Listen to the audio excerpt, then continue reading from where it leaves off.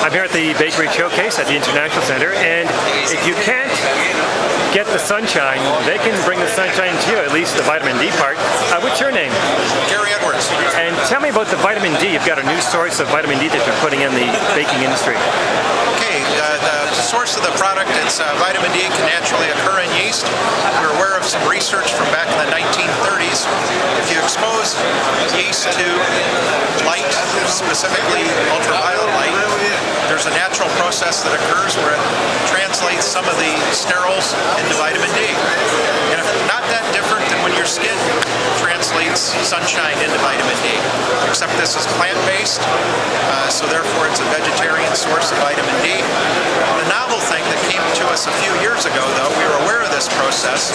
We thought, wait, what would happen if we did this in just normal baker's yeast, so that the yeast is still alive, the baker will end up using it just as they normally would. But it's a natural source of vitamin D now. We're not enriching, we're not fortifying.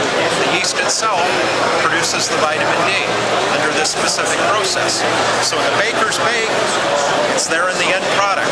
We've done lots of testing to prove that it's not destroyed in the oven or in the baking process. The vitamin D is there in the end product. So by controlling the amount of vitamin D, the amount of yeast you're using, you can end up with specific end levels. At the present time, you're allowed to end up with a good level.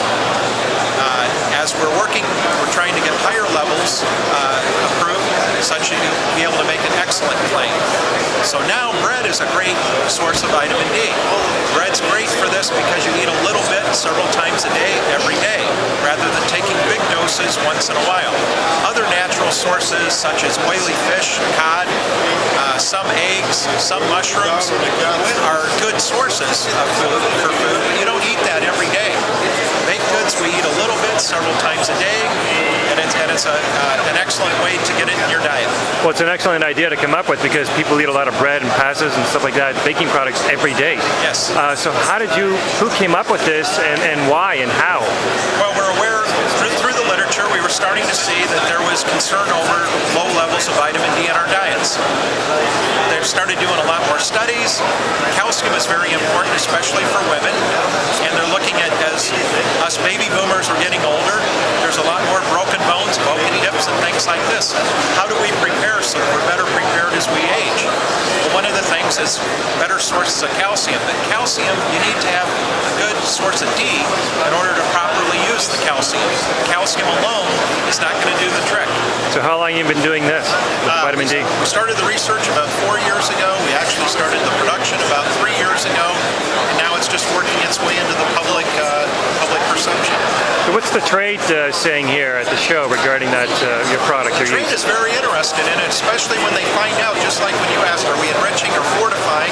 And we explain, no, it's actually part of the yeast itself. So there's no added cost to the baker, it's just an added feature. They can call that out on their packaging if they choose to, or if they don't want to, it's there. So we're helping the public, and they can use it for marketing purposes if they wish or not. Excellent. Well, you certainly bring out the sunshine in the bakery industry. Your website? Lallemand.com. If you go there, there's plenty of information about vitamin D, and also about studies, clinical trials, and so forth. Excellent. Thank you so much. Okay, thank you.